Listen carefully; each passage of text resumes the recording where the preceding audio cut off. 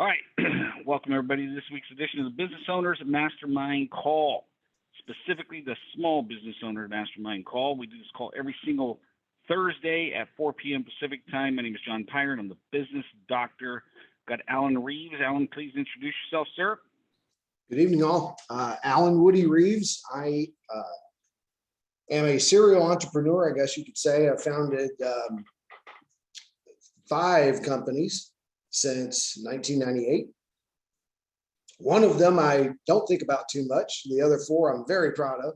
I've known John for quite a few years, and he's an incredible friend to the business, as well as a very results-driven human being, and I'm proud to be here as always. Awesome. We have Ruth Mudd here representing Operation Delegate. Ruth, tell us a little bit about Operation Delegate. Well, Operation Delegate, we are a virtual assistant company, so we basically do everything that a company would need in order for a owner to get out and do the best that they can do what they do, so that they can make money. We take care of everything from your human resources, emails, you name it. We do functions and so forth, arrange different things for to allow the owner to get out there or the salespeople to get out there and do what they do best and not have to deal with all the little things. That's what we do. Awesome. Welcome to the call. So this week we're talking about this the 4th Thursday. So we always talk about administrative and finance. So Alan, let me ask you this question. You've been in business for almost 25 years. There's basically 4, maybe 5, depends on who you talk to, pillars of business. You've got marketing, you've got sales, that feeds the revenue. You've got the operations and service delivery. And then you got this one area here, administration and finance of a business. Now, let me ask you this question. Of all 4, which one of those 4 is the least favorite to most small business owners? Well, if we're going across the board with all verticals, I think it's without question administration and finance. That is not something that you are thinking about when you are awake at 3 o'clock in the morning thinking about starting your own business. You're thinking of the dollars that you're going to be bringing in. You're thinking about the fact that maybe you've been working for somebody else for a long time and you can do it better. But man alive, once you hang that shingle, the world changes. It changes tremendously. And you have to either find ways or time or people that can do these things for you, or you've got to figure some stuff out really pretty quick. And boy, have I stepped in some holes with that. I think we all have, man. You've been in business for any length of time. This area right here is the least, the one of the areas that is the kind of the last thing to deal with. But literally, once you've been through it with a couple of different businesses, you realize it's actually the most important area of the business. And if you could start out with that in mind, then it becomes less of a headache down the road, because ultimately it's going to come down to what is taking up your time as a small business owner. Where are you wasting time? Where are you spending time that you should not be spending? And typically, most small business owners don't face this area of their business until they hire, a couple of 2, 3, 4, 5 employees, and then they're forced. Now, keyword, they are forced to deal with this side of their business, and this is where, this is what really wakes you up in the middle of the night, because all of a sudden you realize, oh my God, I got payroll due tomorrow. It's like one client came to me in, I want to say August of last year, started working together in September of last year. And he goes, you know what? I've done awesome at marketing, been awesome at sales, done awesome at service delivery and operations. You got a stellar company, running close to $5 million a year in revenue, got 29 people, but the administrative and finance side of the business is absolutely killing me. Right now, I've got $785,000 in outstanding receivables. And what's frustrating is I have to stop what I'm doing because nobody else in the company can deal with it. And I have to collect this money because I've got payroll, $300,000 payroll due next week. And I'm like, okay, welcome to the club, baby. It's like this area right here will, and the other thing he said to me is he goes, I started trying to work, this guy wanted to start working with me back in, I want to say end of May, early June last year, but he was too busy. He was getting sucked into every aspect of his business. His doctor told him if he does not change his ways, he is going to die early. And the dude's younger than me. The dude is 47 years old. He's a high school friend of my wife. And I remember him sitting in my backyard, and he's just like, dude, I just want to sell. I just want to go out and create new relationships and deliver on the stuff, but I'm getting constantly sucked into this side of the business. And, I now have blood pressure problems at 47 years old. Mm-hmm. And I can't do anything about it. I feel like I'm completely buried and I'm behind the 8 ball. Why? Because he had marketing down. He ended up winning, the Lowe's and Target contracts and Tesla contracts. And he's like, dude, I need your help. Not to mention I got a kid on the way, and I want to be able to live long enough to raise the kid. And I said, well, then let's rock and roll. But got busy. Finally, the kid was born. And he finally, a couple of weeks after, says, I have to do this. So we started working together. And so the challenge is this side of the business, I want to help you, the small business owner, those people out there that are going to watch this recording, not get into that trap. Because it is a trap that most small business owners fall into is they put it off. Someday I'll get to it, until they become ultra successful. And then now they're forced to deal with it and play catch up. And it is a big pain in the butt. Transparency. I brought Ruth on to help me with marketing and business development, and I did not realize how much of the administrative side of my business I had let go and not systematized. Like it's all up here, right here, and that's where it is with most small business owners. I know right here what needs to be done, but I can't bring somebody in and say, here's how things are done. Take it, run with it, and make improvements. So what we want to talk about today is how to start wherever you're at and get back on track with that, whether you're in startup mode or whether you're a seasoned business owner. I'm going to cover both because it's two different approaches. Number one, we share my screen here. If you're an already established business, already have revenue, you maybe even have employees at this point, to give you a resource. This is something that Operation Delegate specializes in right here. Something I created years ago when I'm thinking about hiring somebody. And the administrative side of the business is the number one hire. If you're in startup mode, I want you to continue to do your marketing, sales. I want you to grow, create a massive amount of income, revenue, and profits as quickly as possible. But I want you to keep this list constantly updated. Okay, I kind of filled a little bit out here, but it can be email, it can be keeping, it could be accounting, Filing. Filing is key. Document management. Document and records management. And let's say, what else, Alan? Oh gosh, I mean, wise.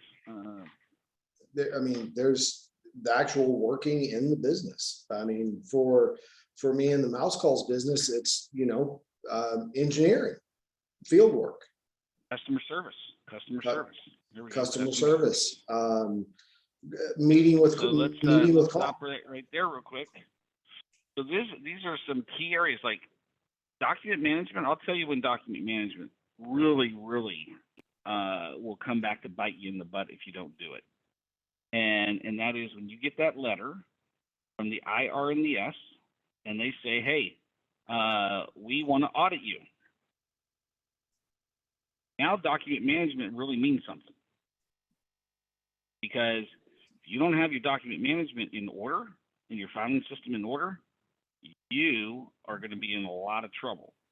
Okay? Not that you lied or anything, but I can't tell you how many times I've worked with bookkeepers over the years where they say, hey, people bring me literally 2 years of receipts, statements, and everything in little boxes, and I'm supposed to put it all together. Okay? Because when the IRS comes to you, here's how they come to you. Okay? I know because I've been through it several times. They come to you and they say, hey, John, this happened to me back in 2005. So IRS sends me a letter saying, hey, we want to audit your 2001 return. I think it was like 2004. We want to audit your 2001 return. Specifically, we want to audit your mileage log. It's always one thing that they pick off your Schedule C or whatever form you're using for the entity that you have, and they audit that one thing. And if you have your act together with that one thing, then they typically don't go beyond that. But if you don't have your documents in order, guess what it does? It gives them permission to dig deeper, and the very next question they always ask, and if you've ever been through an audit, you know this, you fail the one thing, the very next question they ask is, give me your bank statements for every month of that year. Okay? And I happen to have that particular year, I was like off by 285 miles. I had all the documentation, but I was missing about 285 miles that I kind of overstated, and they wanted to find out what that was about. And so he says, hey, I did all the calculations and everything. I looked at your mileage logs and everything, and you're off. So here's what we need. We need the explanation on where that missing component is. And while you're at it, give us the last 12 months of bank statements. And I'm like, shit, And so my wife at the time had this housekeeping client that, was paying her $100 a week. And she wasn't properly documenting it. And as a result, they came back and they said, hey, you got $100 here every week, man. You got like $4,500 in unclaimed income. I'm like, what are you talking about? They go, well, she's running a business. And I go, no, it's a friend. She's cleaning what are you talking about? And they go, well, you own a corporation and you have your act together and you know better. So we're going to give you 100% fraud penalty. So I had to hire an attorney. I had to go through all this mess. They ended up saying, okay, well, since 2001's in question, let's talk about 2002. Oh, by the way, while we're at it, let's go into 2003. All because I didn't take the time to make sure the document management was done correctly in my business. The administrative and finance side of the business is the last thing thought about, but it's the thing that will bury you as a business owner. And so what I want to tell you is this tool right here, I'll give it to you for free. send a text called, the subject line, put for list business. Okay, just put for list business, and I want you to text me your email and your name and your email, first and last name and email. And I'm going to send you this with step-by-step instructions on how to use it. But basically, you come up with, okay, here's the task. Okay, how many minutes per week do you do that? Email, let's just say minutes per week. Let's just say, 400 minutes. Okay. Bookkeeping per week, probably only twice a month, maybe 2 hours, an hour at a shot. So maybe 120 hours or 120. Okay. And you just go down and you fill out how many minutes per week or hours per week or however you want to do it. And then what you need to put here is an X. Do you, in all administrative tasks, I'm going to go X, X, X, X, X. I don't want to do any of it. Okay. Don't like it. Not great at it. Don't want to do it. Then when I'm going to go, okay, can I automate it, delegate it, or outsource it? And this becomes my master list of who and when I need to hire a skill. Now, what I need is a process and a system to how I do it. So when you're a brand new business owner, okay, so I'm going to talk to it in two ways. You're a brand new business owner, just getting started, don't have any employees. You're a business owner, you have employees. So there's two different strategies here. First one is you're a business owner, you have no employees. Start putting in place Zoom. There's an app called Otter that will transcribe the text. Start recording yourself doing these tasks. That way you create training modules so when you do hire somebody to take on these tasks, such as Operation Delegate here. Operation Delegate exists. It's my wife's company, and I helped her form it just simply because there's a lot of this stuff that us as business owners, we don't want to do. And maybe it's 5 hours a week, maybe it's 10 hours a week, whatever. But it's a lot easier to hire an employee or hire a subcontractor to do these things. It's so much easier if you already have how you personally do it already recorded and in place. So the person coming on can look at it and go, okay, this is how it's being done now. I already have a bunch of ideas on how I'm going to streamline and improve this process. I mean, Ruth's already come to the table with, hey, you know what about this? What about this? I'm like, finally, I just said, whoa, hold on, time out. Here's the things. Here's how I've been doing it. You have 100% my permission to make whatever modifications or improvements you want to make it better. Okay? That's a great way to delegate right there.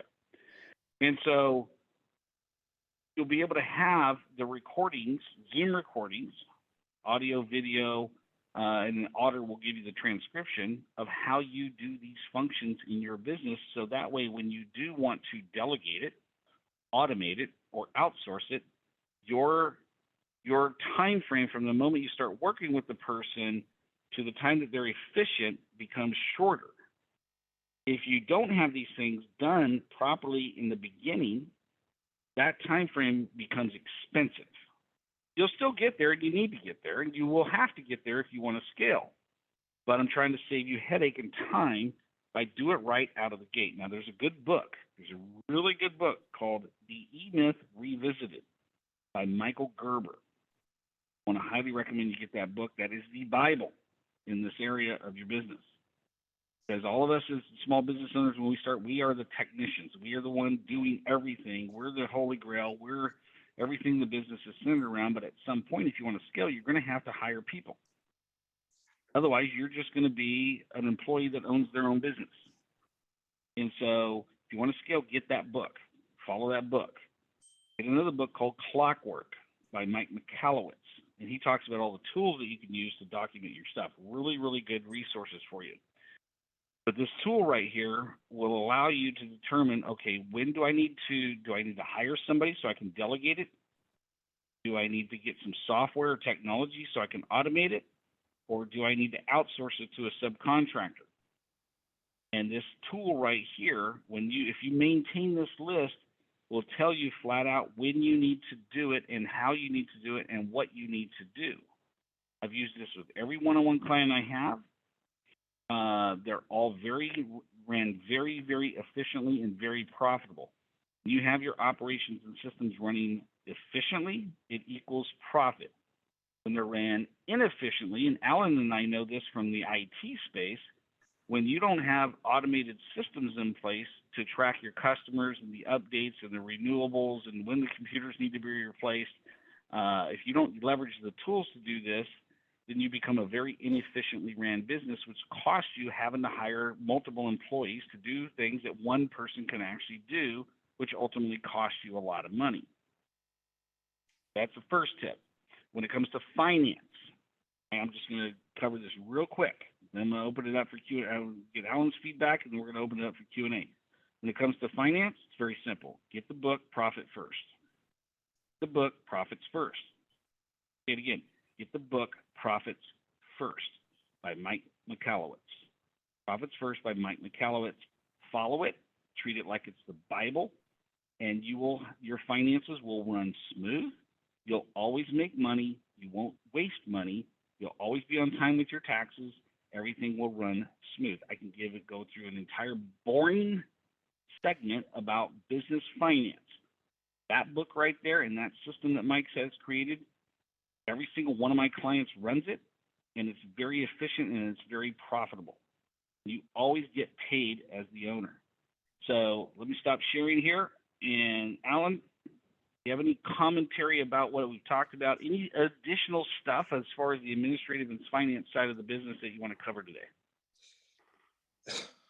Where to even start? I mean, right off the bat, those references are gold.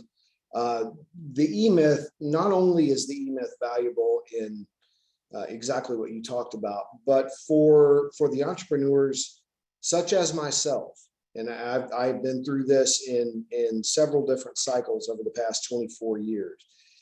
If you are finding yourself in a state of overwhelm or burnout, the E-Myth is a great book to get you to think, to just stop and breathe and think for a moment about why you did this in the first place, why you hung that shingle out, and what the original goals were.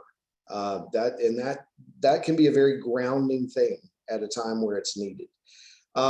Profit First is something that my company's been doing for about a year and a half. That methodology is a godsend. I'm telling you, you're able to very quickly figure out, number one, if you're making money or not.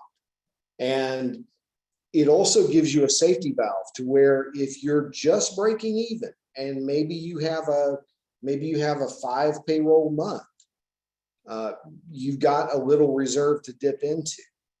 And if you're just winging it, if you maybe you're that $5 million a year business John was talking about, and because you're bringing in cash, you don't really sweat it. Like you go, well, I've got a month of QuickBooks reconciling to do, but I want to take my kid to that ball game, or I've got now I've got 3 months of QuickBooks reconciling to do, but that's not really. Now I'm really going to have to schedule time to do that. You've got to find a way to be on top of that, whether it's a methodology or whether it's a human being or something along that line. If you don't, it will bite you. I can tell you the best example that I have for the audience would be back in 2010. I had a payroll coming up, and I had a very different business model at the time for my IT company. It was what we call break fix. There was not much regular recurring revenue coming in at all. There was a lot. We got dozens of calls each day for people that just wanted us to come out and fix something. And I was in that mode. We were bringing money in, and I needed to catch up on some things, but I kept finding ways to not do that. And then all of a sudden in May, we had a catastrophic flood here in Nashville, and it decimated the West Nashville community that my office was in. And I woke up on a Friday morning after that had happened, our receivables, the people that owed us money, many of them didn't have a home anymore. And I had to come up with $9,000. And in our liquidity account, in our payroll account, we had $1,500. And believe it or not, we made it through that. I just got on the phone. And, so did a couple of others. And I even had a couple of texts when I explained the situation to them gently. Basically, we don't have the safety net that we really should have. And we have all the, 60,000 in receivables out there. And we don't have any idea if 2/3 of them will ever be able to pay. And I remember I had one tech, young guy, and he was gangbusters at the time. He stood up and said, "I'll be damned if I'm going to lose my job because of this flood." And what was remarkable about that is that tech had lost his home in the flood. But he said, whatever I need to do, whatever I need to do to help. I made a mental note to myself to never, ever, ever be in that position ever again. So there's a lot. Now we're in a different era. I can tell you that just this past week, in order to manage my time more efficiently, I subscribed to a service. I decided to try it out. I'm not advocating for it. I am not affiliated with this service at all, but it's really quite cool. And basically, it converts your to-do list into calendar items. You create a to-do, and you say, well, it asks you, how long do you think this will take? 30 minutes, 15 minutes, 2 hours, 5 hours? What do you think it'll take? And what is the priority of this item? And does this item have a hard deadline or a soft deadline? What is that deadline? And it will convert that task into a calendar event. It integrates with Microsoft 365. It integrates with Google Calendar. And it will take a look at your appointments and your meetings that you already have scheduled. It will not touch them, but it will find ways to put these items on your calendar around your prefab schedule. All right, what's the app name, dude? I'm already salivating here. So before I give you that, you mind if I show it to you? You're gonna make me wait. Yeah, well, you got to build up suspense, right, John? Hey, I'm jonesing, dude. I'm jonesing. I'm like freaking addict right now, man. It's like this is one of those holy grail apps right here that is speaking my language. All right, so let me do this. Now the app, for those that are wondering, like John, is called Use Motion, all one word, USE Motion. And what you're looking at is my Use Motion screen.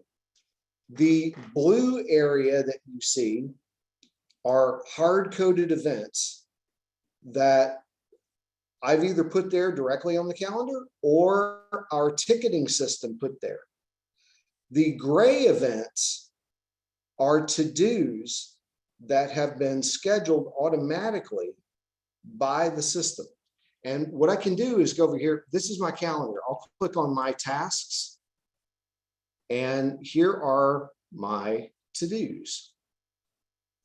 Next week, rest of the week, tomorrow, today, tickets, certain cancellations. And you can tag them with projects that you have. You can go in here and create rules for meetings. You can limit the amount of meetings that you want to have per day. It will stop at that. You can also go in here and define. I'm obviously not super familiar with the scheduling. You can define your own schedules. Like, what is your day? Not work day, but what is your day? So I've got 9 to 5, 7 to 5, 9 to 5, 7 to 5, 9 to 5.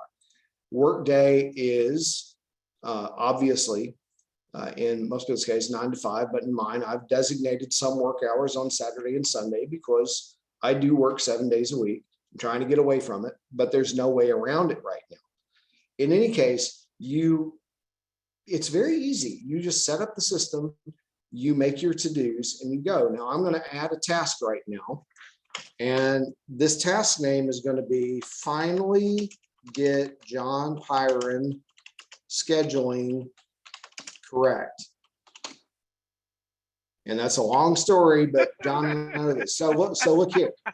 I'm gonna say, well, what is this? What does this really mean? What is it like? Because this is important to me, and it's embarrassing when we miss a call with John Pyron. So I'm going to say 30 minutes because it's real. It's 5 minutes to make a couple of appointments on the calendar per week, but I also need to figure out what's wrong. Like John and I know that we have these regular appointments that keep vanishing into the ether, or they're on the wrong day, or something we were doing 2 years ago. So I'm going to say 30 minutes, right? And I'm going to put a priority of high, and I'm going to say a soft deadline of Tuesday the 3rd. Okay. And now, I can enter notes, start date today. I'm going to do day instead of work hours, because that way, maybe one morning when I'm not going to the gym at 7 o'clock in the morning, I'll wake up and this is my task because the system has put it there. So I'm going to click schedule, and down here in the bottom left, you'll see recalculating tasks, and it's using its AI to figure out where am I going to put this on Alan's calendar. And boom, it fills it right up. So my day is more or less planned out for me from the moment I wake up in the morning, as are the next few weeks. So this has been, for me, because of the amount that I have on me, this has been a godsend. We're talking about administration and operations. This is something that's very helpful. Does it replace a human being helping out? Absolutely not. But what it does do, and I'll show you this real quick. Oops. Let me re-authenticate, because you will want to see this. For those that can see your calendar, what you will notice is it marks its tasks as busy or free. That means that you can have personal to-do items or private to-do items. And if you're sharing your Google Calendar with your staff, they cannot see the topic or subject of those items. What they can see is whether it is busy time, meaning do not schedule over the top of this, or it's free time, where, like right here, it is a task that's been designated, but it's designated as free, meaning it's not right up on the deadline. And if you need to schedule something for Alan at this time, you can schedule on top of this. If you do that, if I do that, or if I have a staffer that schedules on top of free time, Use Motion will automatically move that task to the next available slot.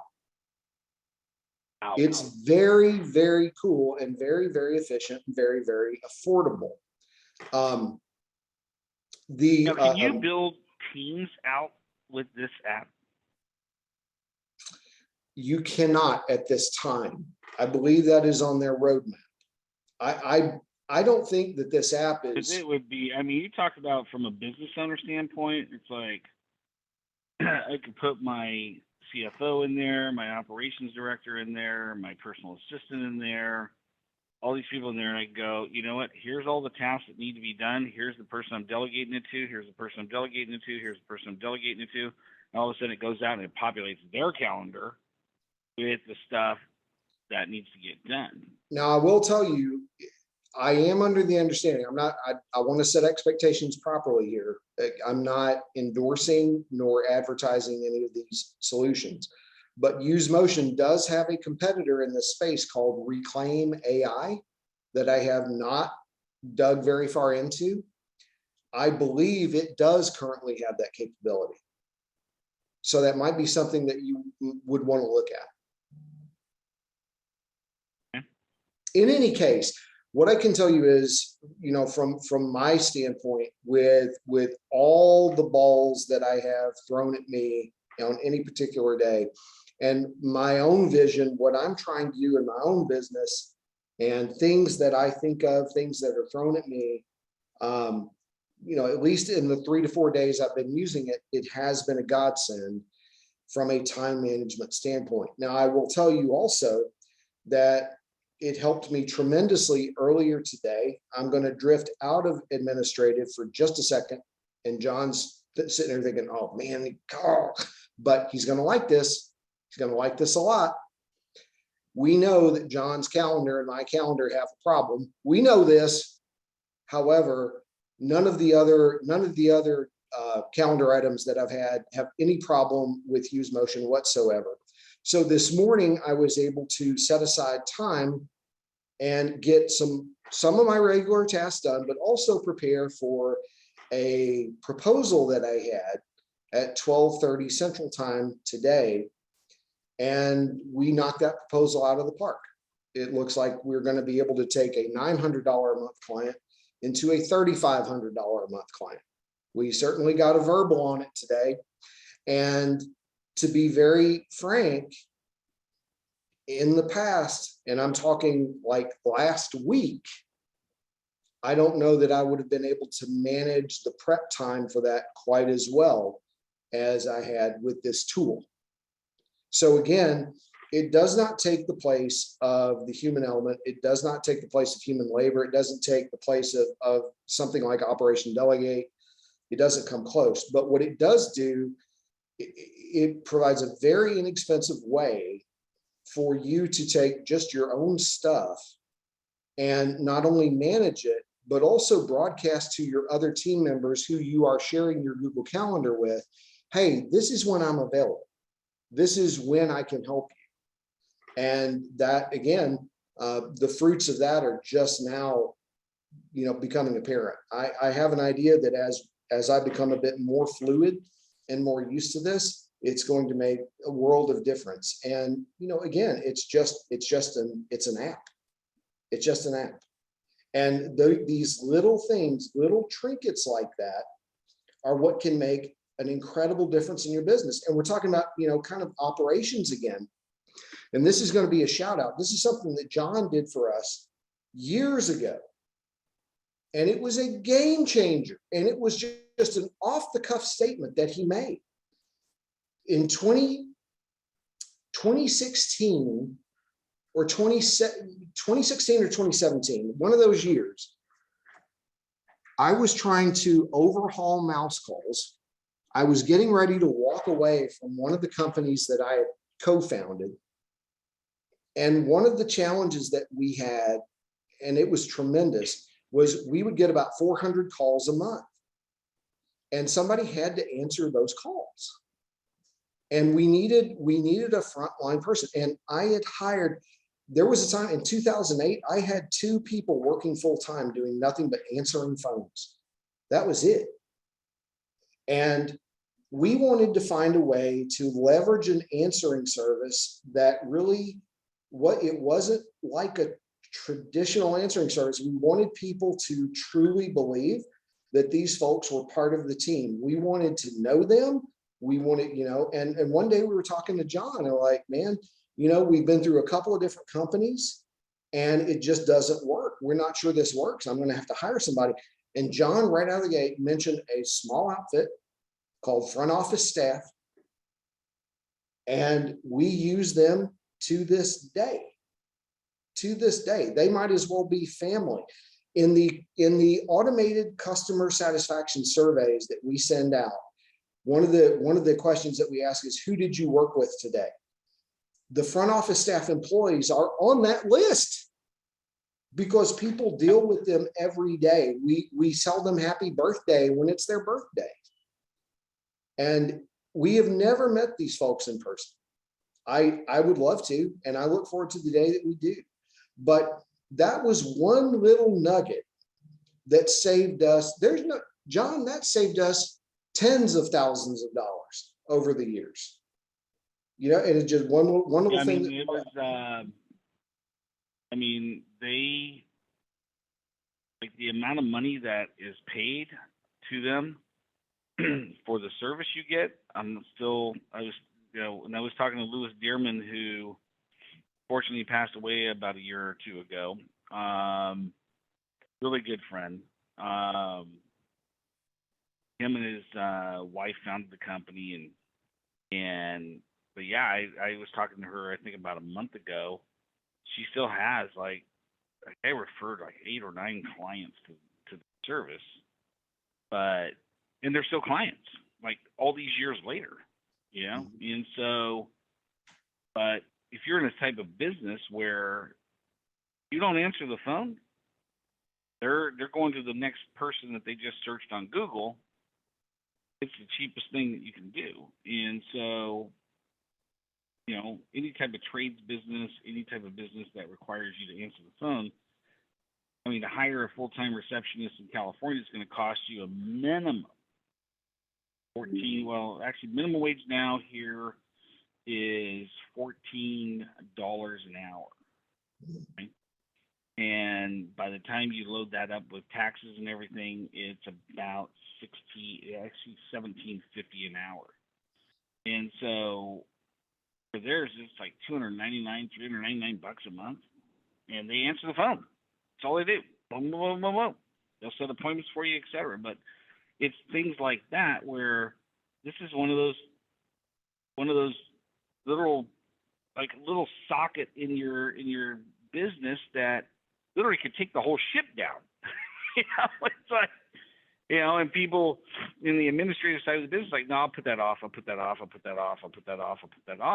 until it's a big problem, right?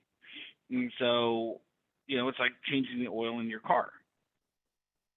You buy a brand new car, no problem. You can, I don't need to change the oil. I don't need to change the oil. I don't need to do the maintenance. I don't need to do the maintenance until the one day that comes when you're got a deadline to hit or an appointment to go to. You go out to start your car and the thing freaking, breaks down because you haven't done the maintenance, And so, in the situation of the administrative and finance side of your business, those things they need to be taken care of. And so here's what I'll kind of shut it down with today is go to operationdelegate.com. I highly endorse them.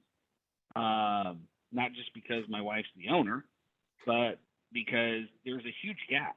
There's a huge gap in the space. And COVID has allowed a lot of people that are not going to come back to the workforce. They want to work from home. They have a skill. You should hire their skill. And once you get enough of that skill, then you can bring on an employee.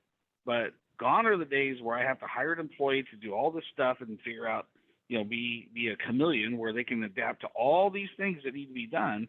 I can go, I need somebody for a very specific task, and I can outsource to work for 2, 3, 4, 5 hours a week. A couple of other things that, because we're talking about administrative and finance, and I don't want to lose this, is most, probably 98, 99% of the small business owners in this country, there's about 30 million of them, don't have a finance and accounting degree. They don't understand their financial statements. I didn't understand my financial statements. Like the first two multi-million-dollar businesses I built, I handled the sales and the marketing side of the business because I was a minority partner.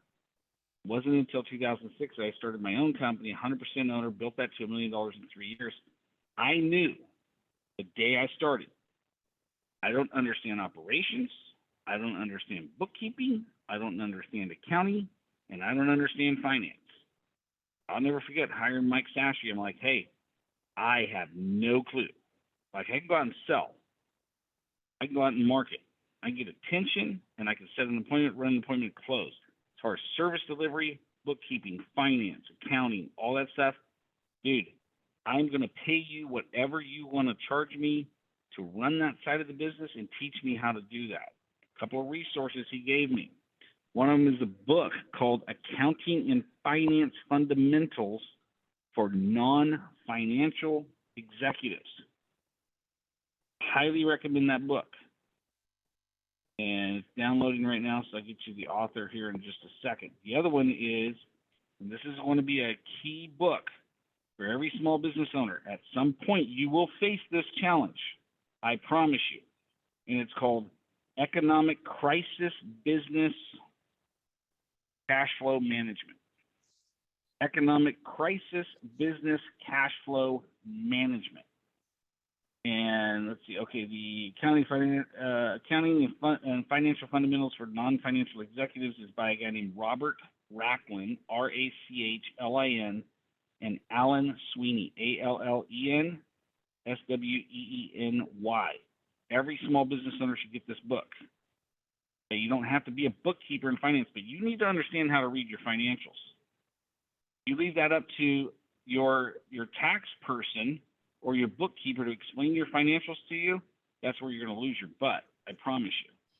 Because you need to understand how to read a profit and loss statement, how to understand your balance sheet, whether it is truly balanced or not, and a statement of cash flows.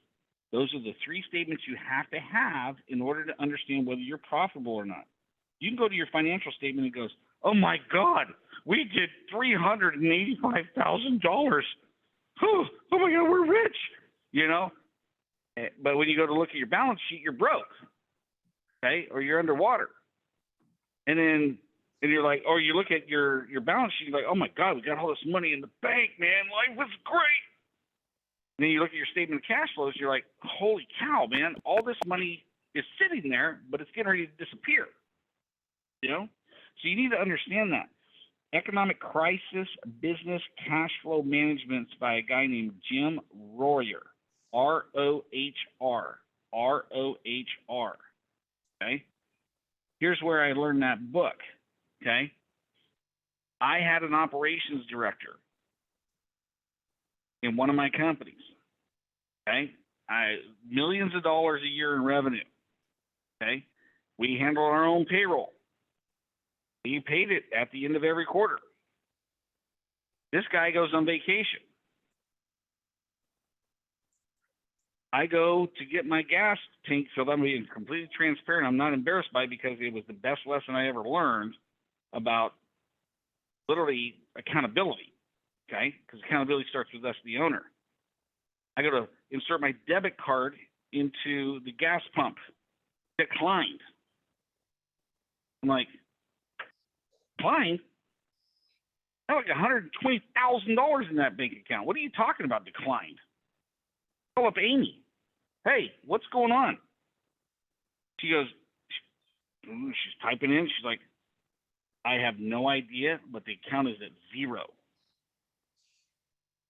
Okay, now, if you're a small business owner and you're watching this, you know, like the like panic because 2 days later was payroll. Unbelievable. Okay, so point of the story is this: this dude, I signed the check, man. I had the money. He didn't mail the damn check to the IRS. Okay, and as the notices came in, I didn't know about it. Okay, now this has to do with everything with the administrative and finance side of your business, especially if you have employees. Okay, you better have checks and balances in place where when they go on vacation, here's one of the best tips I ever learned.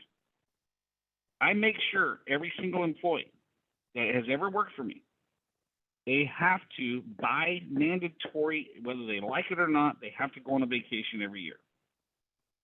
Number one reason, they need to recharge their batteries. Number two, I will go through their desk, their emails, everything. I write as the business owner, okay? Because I never want to get surprised like that ever again. Now, I made it through it, but that book right there saved my ass, okay? Because it taught me how to, literally, it took me 2 days to fix the thing, but I had to literally figure out, okay, how when the crap hits the fan, when everything goes bye-bye, how do you manage the cash flow side of your business? Cash flow is everything, okay? You can have sales off the charts. You can have so much money coming in. It's incredible. You can have an ATM machine printing money, and all of it's going out the back door. You need to understand what cash flow is in your business. And so here's the next thing. This tip right here is worth $1 million. Twice a year, you get together with your accountant. It doesn't have to be a CPA. It needs to be somebody that understands your business finance. You're going to audit every single line item that is on that income statement, every single expense item. And every single expense item is deleted. Okay, it gets eliminated. It has to fight its way back on that expense area. And here's how that works mentally. Is that making me money? Okay. Is that expense making me money? Use twice a year. I paid LinkedIn $79.99 for 2 years. Not taking advantage of the premium subscription. Every time I went to delete, I'm like, oh, man, kind of grandfathered into the program. I'm going to use it, you know? And finally, Mike looked at me and he goes, here, let me help you out. Let me put my hand on the unsubscribe button, because you won't do it. You're emotionally connected to LinkedIn for whatever damn reason, but $79.99 times 12 is about $900 a year. Okay? And you're not using it. And so my client, Stephanie Scheller, really nailed this home for me, and that is twice a year she does this, because this is what I taught her over the last 8 years. It's like, hey, even if it's a $9.99 transaction, if you're not getting a return on it, get rid of it. Yeah. How many more people can you impact with the extra cash flow? And so when it comes to administration and finance, those are the, we talk about it last, but in reality, that's what will keep you in business. And so, Christina, you're a brand new business owner, just starting right out of the gate. You start off with profit first and implement that right out of the gate in your business, and you stick to it like a religion, you will not only make money all the time, but you will be very smart when it comes to what you should invest in and what you should not. You'll always have a reserve. You'll always make money. Okay? And then you continue to show up to this call every week. Share this out with your friends. Okay? This is what we do every single week. And I know we're a little bit over. And I know we didn't really allow a lot for masterminding. But this area of business, of all the 4 topics that we talk about every month, is literally, Alan's been in business 24 years, going to celebrate 25 next year. Been doing this for 32 years. I can tell you right now, this is the one area I wished that my mentors early on would have pounded in my head from day one. All of them, until I met Mike in 2006, were focused on sales, marketing. We just need to go get more business, man. But they left that area alone. And I can tell you from personal experience, and I want to save every single one of you headaches. I want you to succeed. If you take this area of your business first, put this as the holy grail, money is easy.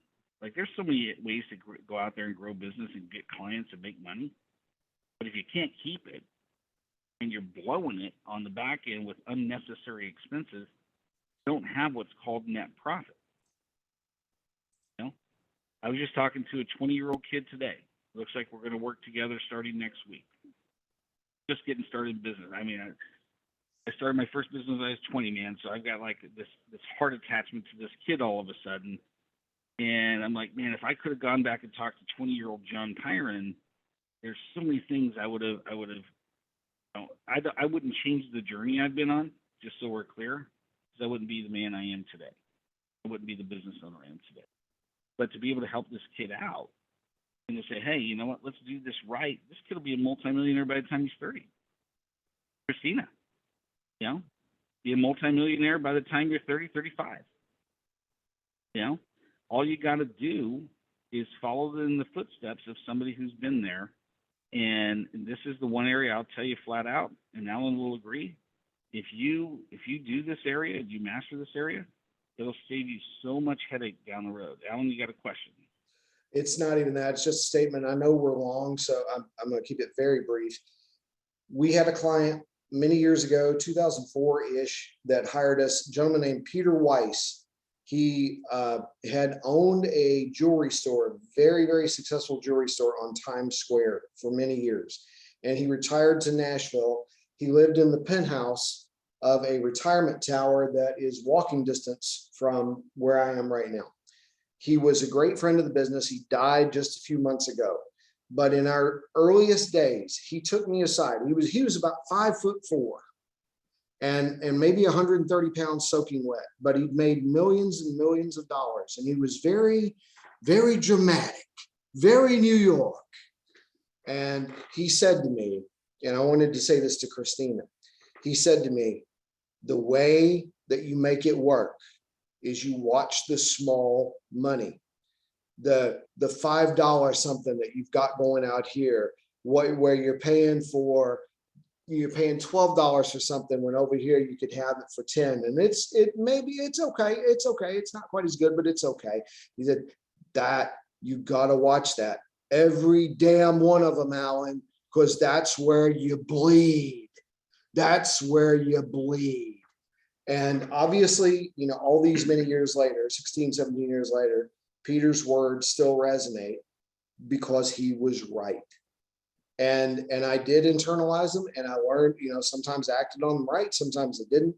But take that, just take that, file it away, do what you will with it. But man, you know, he was spot on.